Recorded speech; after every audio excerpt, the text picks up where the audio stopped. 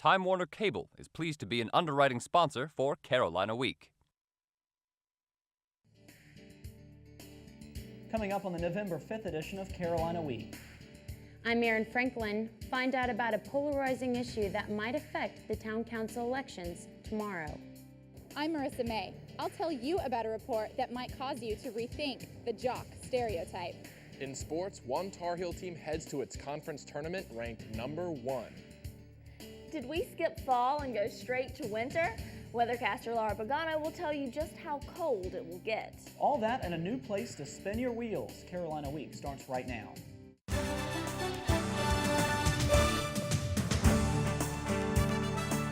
From the James F. Goodman Studio in the School of Journalism and Mass Communication at the University of North Carolina at Chapel Hill, connecting campus and community, this is Carolina Week.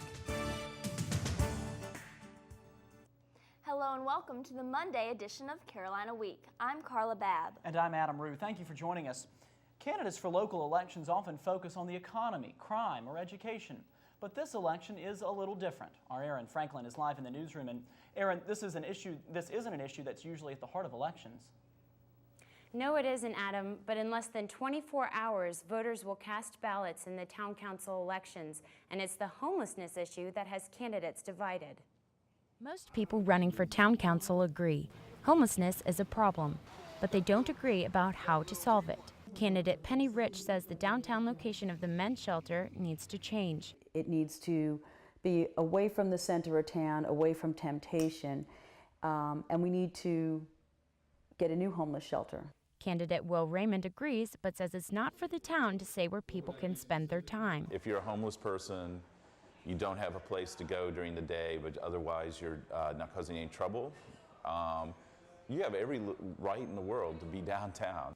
The current council talked about moving the shelter and has made it illegal to panhandle after dark, but police don't often enforce it. None of the incumbents in the race responded to interview requests. This is, I believe, a problem with our current council is that they like to cruise at about 50,000 feet, and they look way down on the town, and they think about kind of big concept solutions. And while politicians talk, employees of downtown businesses and students like Junior Angelo Koklanis have to deal with the panhandlers every night. It's kind of a problem. It's kind of a nuisance to walk down Franklin Street and be kind of hassled every time, especially late at night. It's not very fun.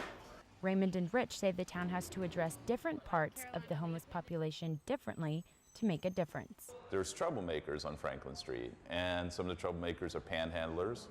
Some of the troublemakers are homeless. Some of our panhandlers on the street actually do have homes. They live someplace. They're just making a lot of money on the street and then going home.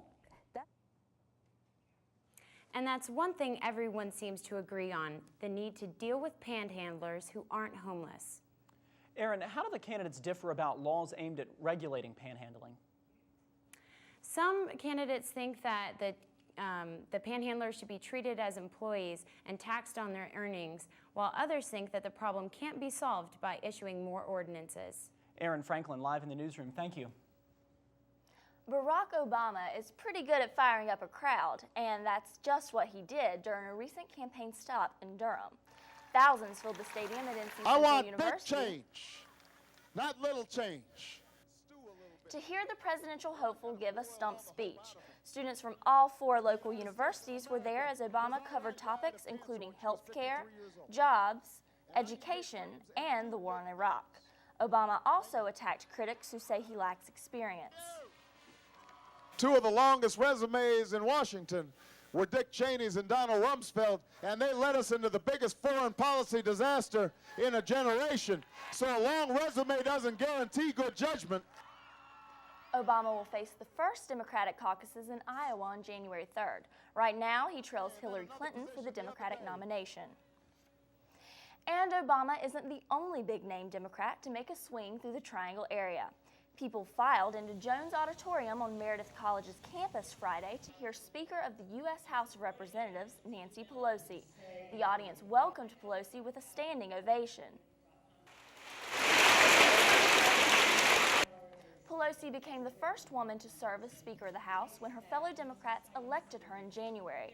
She spoke about leadership, the war in Iraq, and what it's like to be the first woman in her position. I think that a woman attaining this high office gave people not only a belief in the beauty of their dreams, but a belief that anything could happen for a woman now in our country. Pelosi's appearance was part of the Blue Cross and Blue Shield of North Carolina's presidential lecture series at Meredith College. An act on the table in Durham could help cut down on gang problems in the Bull City.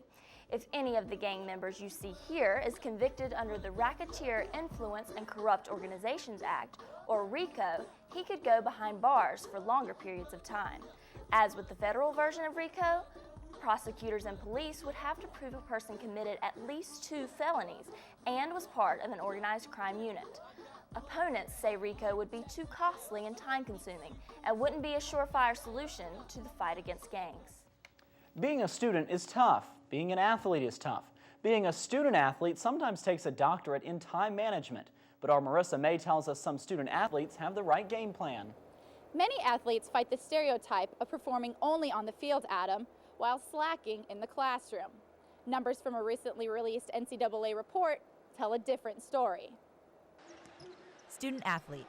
It's a title few can achieve at the college level. It carries many responsibilities. But a report the NCAA released shows that many Division I scholarship athletes have handled the pressures very well. The NCAA is finding that athletes are continuing to graduate at a rate higher than the regular student body does. During the study period, 77% of athletes complete their degrees within 6 years of enrolling, while only 62% of the regular student body did so. The numbers can be a bit misleading, though, and UNC Assistant Athletic Director John Blanchard says the NCAA is continually trying to tweak the measurement system. There are so many scenarios that lead to non-graduation that aren't academic in nature. So athletics programs were getting a bad reputation and because of that. The graduation success rate then came in. There's disagreement about the scale, but most people agree athletes are doing well overall. Blanchard believes it's the athletic culture that helps foster success, especially here at UNC. I think in athletics that it's an emphasis of ours, not only in the administration and the coaching staff, but again the student athletes that we have. It's kind of part of what you do. A support system for athletes helps ensure their academic success. Robert Mercer heads that effort. I think we play a very large role in making sure that our student athletes are always meeting their degree requirements first and foremost, because not only do they need that for their graduation, they also have to maintain that for their eligibility to compete. I'm just outside the Athletic Academic Center. It's located in an area to best serve the athletes, right above their training facilities and very close to many fields of play. Now, Marissa, you told us the graduation rate for Division I athletes in general. Do we know what UNC's graduation rate is? Blanchard told me UNC has an 82% graduation success rate. That's 6 points higher than the national average. UNC has 6 women's teams tied with the highest graduation success rate of 100%. Men's basketball is 86, and football follows at 79. Marissa, thanks. To see the full list of graduation reports, you can go to our website, carolinaweek.org. People flock to western North Carolina this time of year to see the leaves change. But this year, they're finding something they didn't expect. I'm Sarah Huffman. Coming up, I'll tell you about one North Carolina species that's dying out. Found in the transverse segment of the colon with vascular congestion at smooth surface. Typically, the biopsy proved to be a tubulovillous adenoma. It's a polyp. Why doesn't he just come right out and say it? It's a polyp. Sir, do you mind? Look at your textbook. Could I see that pointer? We got one. Stopping colon cancer is simple. Get the polyp early and stop colon cancer before it even starts. Wait. Just get the test. I need the credits. Get the polyp. Attica! Oh, shut up! Get the cure. Hey, I was checking you out, and I was thinking, how about you come out to my car and we can have a couple beers, fool around a little bit. You know, I could give you herpes. Okay, yeah, that sounds great.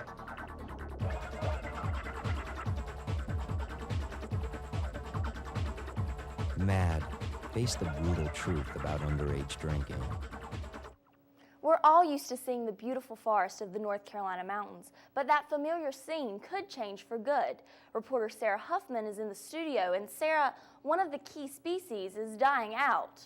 That's right, Carla. The Blue Ridge Mountains are a delicate ecosystem on the verge of a major change. The hemlock might not be around much longer. I traveled to the mountains of western North Carolina to find out why this lovely tree is in grave danger. A drive along the Blue Ridge Parkway might look very different in a few years with the mass death of one of its native species. An insect called the Hemlock woolly Adelgid is threatening to wipe out the entire hemlock population along the East Coast. The woolly Adelgid gets its name because of the furry, white, waxy substance covering its body.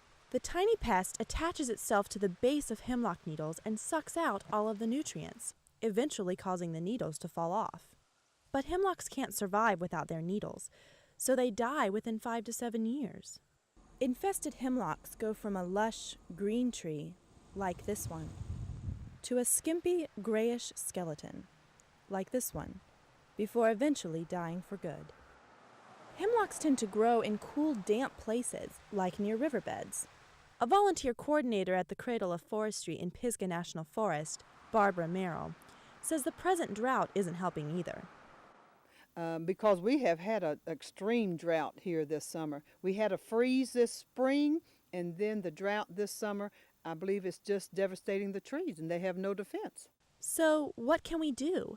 Researchers have come up with several possible treatments, from predatory beetles to chemical sprays. But as the director of the North Carolina Botanical Gardens, Peter White, points out, the outlook isn't good. I'm on the pessimistic side, really, to be honest. I think maybe a few trees in a few pockets, maybe the beetle will increase fast enough so that the hemlock doesn't disappear entirely from the forest. But I think we're already losing some magnificent old-growth forests of hemlock. The woolly Adelgid tends to thrive in large stands of hemlocks, rather than a single tree. So some lone hemlocks might come out of this still standing tall. With the loss of this native tree, the entire ecosystem of the southern mountains will change. Unfortunately, officials say the hemlock will die out significantly. Now the challenge will be to find a tree similar to the hemlock to take its place in the wild. Thank you, Sarah. Sarah Huffman in the studio. The 22nd Annual International Festival of Raleigh has wrapped up, but participants are already thinking about ways to make next year's even better. The festival is a celebration of all the diversity in the Triangle area, and it represented more than 30 cultures. Representatives from different countries set up restaurants, booths, and informational displays. There were also dance performances every 15 minutes. The nonprofit organization International Focus sponsors the festival and also hosts many other seminars, workshops, and programs throughout the year. After a little more than a year on the market, Burt's Bees has a buyer. Clorox executives recently announced they plan to purchase the company for $925 million to expand into the market of personal care products. Burt's Bees is a Durham-based maker of products such as natural lip moisturizers, lip shimmers, and facial scrubs. The company, founded in 1984, will remain in North Carolina after the purchase, which will be final by the end of the year. Last week we told you about our friend Pablo, who's still looking for a new home, and this week's featured pet is no different. Meet Benjamin, a 9-month-old bulldog mix. He's a big puppy for his age, and a strong one at that. He loves to run and play and always wants lots of attention. He came to the shelter almost 2 months ago, and he's still looking for someone to give him a good home. For more information about how you can adopt Benjamin or any of the other animals at the shelter, go to our website at carolinaweek.org. And we're joined now by weathercaster Laura Pagano. So Laura, the skies are clear and the weather is beautiful. What's going on? I definitely agree.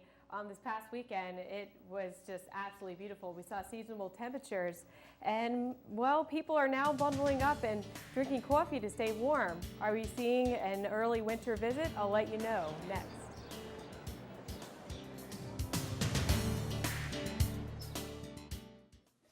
Any questions? No. You know. We're not magicians, we can't read your mind. We answer questions, each and every kind. What are the side effects, doctor, doctor? How many times have you you done this before?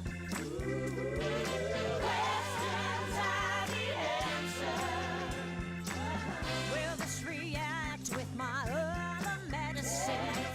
Hey, what are all these tests even for?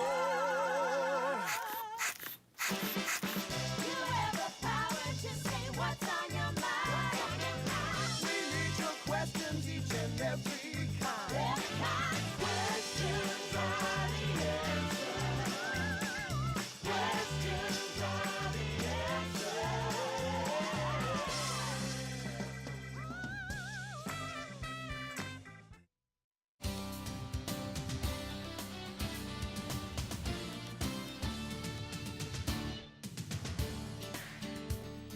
Hi, and welcome back to Carolina Week. I'm weather forecaster Laura Pagano. I'm sure many of you stepped outside this weekend and saw it was absolutely beautiful, especially for those of you who went to the UNC versus Maryland game this weekend. So we do have sunny skies prevailing, but we will be seeing some change, and in that change we're seeing falling temperatures. And any troubles in the tropics, I'll let you know. But let's first take a look at the U.S. satellite radar, and we'll see that we have this area of precipitation towards the north, but when we look towards our area, we have no clouds in sight, and it is absolutely beautiful. But we do have some higher clouds towards the north, meaning that we are going to be seeing some changes over the next couple of days at least. But for now, we are seeing clear skies, and zooming even closer, we're seeing that for Raleigh, Durham, and all the way down to Charleston, we're seeing clear conditions. And like I said, we have those clouds towards the north that are just going to be making its way towards the southeast, which means that we're going to be seeing an increase in cloudiness and a change in the temperatures. So looking at our current, we're actually at the tropics, we want to make sure that there's not going to be any systems heading our way. We did have Hurricane Noel just skirt off the coast of the Carolinas last week, so we do see an area of convection here, but this shouldn't be an issue because of the very strong winds aloft, so this should just clear out, and then we have clear conditions all across the Atlantic, meaning that nothing is going to be coming in by way of the Atlantic. So looking at the current surface map, we're going to see that, well, we have that low pressure system towards the north that is bringing lake effect snows to parts of Wisconsin and Michigan, and then we have that frontal system that swings behind it, and as we go into our Tuesday, it is going to be making its way towards the Carolinas, which means that we are going to be seeing a decrease in temperature. So definitely make sure that you bundle up over the next couple of days because it is going to be quite cool. And then by our Wednesday, it will be out of here and towards the Atlantic. And then when we look towards the west, we are going to be seeing a high pressure system dominating for most of the U.S., meaning that we're going to have clear conditions for the latter part of the work week. So to sum it all up, well, 4-day forecast looks pretty nice. We have temperatures actually decreasing over the next 24 hours, and we are seeing that there's that slight chance of precipitation as that cold front makes its way through. But for Wednesday, Thursday, and Friday, we're going to be seeing great temperatures and sunny skies. So really make sure you bundle up if you have evening classes or maybe early morning classes. So Laura, it's officially time to pull out the sweaters. I think so. My parents are driving all the way up here just to bring me my sweaters and scarves and everything. So yeah, it's definitely time. Laura, thanks. Thank you. How would you like to attend Roy Williams Elementary School? Chapel Hill's 10th Elementary School is looking for a new name. Construction of the school is almost complete for its opening schedule next year. Some of the names that have been suggested include the poet Maya Angelou, Roy Williams, we all know who he is, and even presidential candidate John Edwards. If you have an idea you'd like considered, you can submit it online. Just log on to our website at carolinaweek.org to access the link. And now we're joined by Mark Alexic with our sports update. And Mark, what a great way to end the homecoming festivities this weekend. Fantastic way to end them. It was a bit of an ugly win, but a win nonetheless. Win is a win. That's all I'll say about that. But coming up in sports, Carolina's defense comes up big against Maryland, and the offense capitalizes when it matters most. We'll have a look back at the happy homecoming.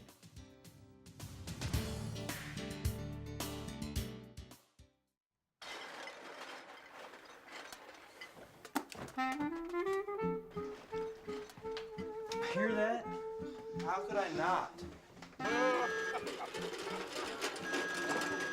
They can't be serious. This is their third party this week, and I have a test tomorrow. Yeah, and they blocked me in again. Let's party! Anything left in here? I bet they're gonna leave their garbage out again. They do this every time when they have friends over. It's important to be considerate of others who live close to you. You wouldn't want neighbors like these. Make sure to control your garbage, obey Chapel Hill noise ordinances, park only in your driveway or other designated areas, obey all alcohol laws, and remember, we're all living in this community together, so be a good neighbor.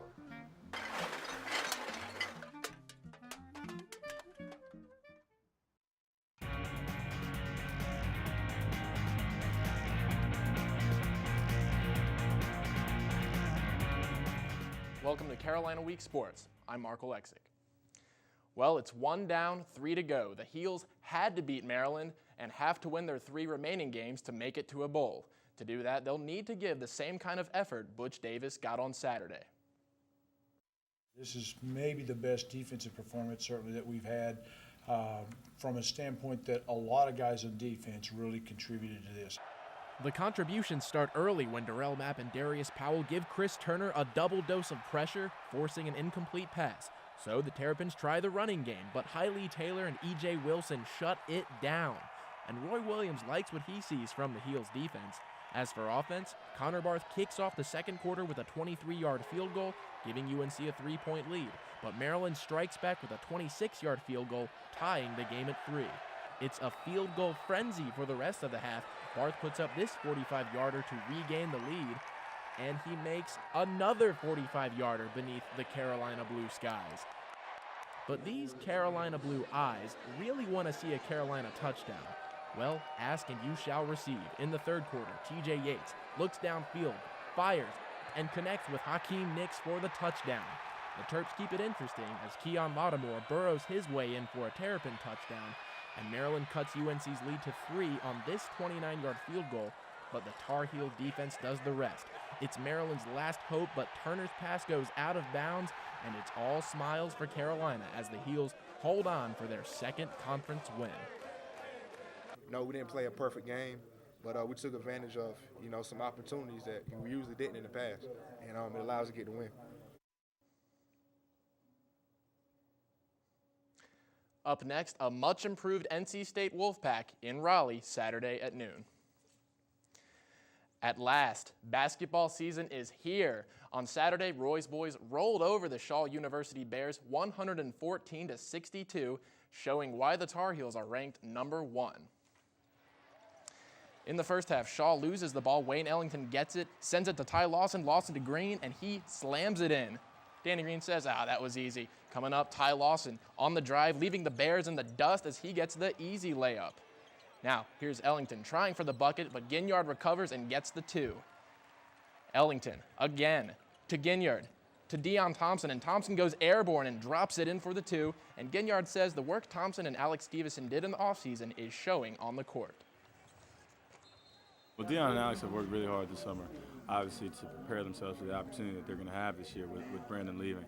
And so, at this point, nothing's set in stone, but they're both working really hard to get out there and try to contribute for this basketball team. The field hockey team pulled out another ACC title on Sunday. It's the 16th for Carolina, and after a shutout against Virginia on Friday, the ladies advanced to the finals where they squeaked out a 4-3 win against Wake Forest in overtime. Next up, the first round of the NCAA tournament starting Saturday. We'll have the seedings on the Wednesday edition of Carolina Week. The 4th-ranked women's soccer team hosted ACC rival Virginia Friday night at Fetzer Field to close out the regular season. The Heels honored their 6 senior members as nearly 4,000 Raucous fans battled the cold to witness a hard-fought season finale. Late in the second half, a scoreless game, UNC goalie Ashlyn Harris leaps to make this spectacular save, but the game is knotted at 0. We go to overtime. Virginia gets the first good shot from the left, but Harris is up to the task. Then with just 30 seconds left in overtime, Casey Noguera fires this shot past the goalie for the game winner. And Fetzer goes crazy. Fans rush the field, and Noguera's teammates celebrate, and the Heels end the regular season on a 9-game winning streak. It's kind of how the year's been. It's just somehow we managed to pull it off, Casey's got it in her. We know she's got it in her. It's just whether or not she pulls the trigger, and we're happy she did. The men's team didn't fare as well, falling 2-0 against Wake Forest. The Heels host Maryland on Friday, trying to even out their ACC record, which is now 3-4. On Friday night, the volleyball team played downright nasty versus Boston College. The ladies were hitting on all cylinders in their 3-game sweep of the Eagles. Christine Vaughn led the Heels with 11 kills on the night, including this spike, and Megan Owens served back-to-back aces in the third game that put victory out of reach for the Eagles. The Heels punctuated the match with this, wait for it, game-ending bomb. Sophomore Heather Brooks was looking for fan support in the game versus Maryland, which would come on Sunday. I'm looking forward to the big crowd. It's fun to feed off of their energy, so hopefully we'll have a big crowd. And just playing them again and hopefully beating them. Well, we can get them. On Sunday against the Terrapins, it was the Christine Vaughn show in the first set. She had 8 kills, including this one, leading the Heels to a 30-23 opening set win. Lauren Prussing kept the momentum high in the second set, slamming one of 3 straight kills past the Terrapins defense. The Heels took the second set 30-18, and the fans called for a sweep, and they did just that, finishing off the Terrapins 30-25 in their final set. Just shows that we're peaking at the right time. And we're going to do a good job with these last 6 matches this season, and that we built some confidence. I think that's real important. And one more quick note about the women's soccer team. With their win over Virginia Friday night, they'll head into their ACC tournament ranked #1 in the conference. A lot of people paying attention to that women's soccer team after last year's national championship, Mark. Most definitely. Thanks, Mark. We've shown you some pretty wild sports in the past. Coming up, we'll take you to a place where you can kick flip or fly through the air if you can keep your board underneath you.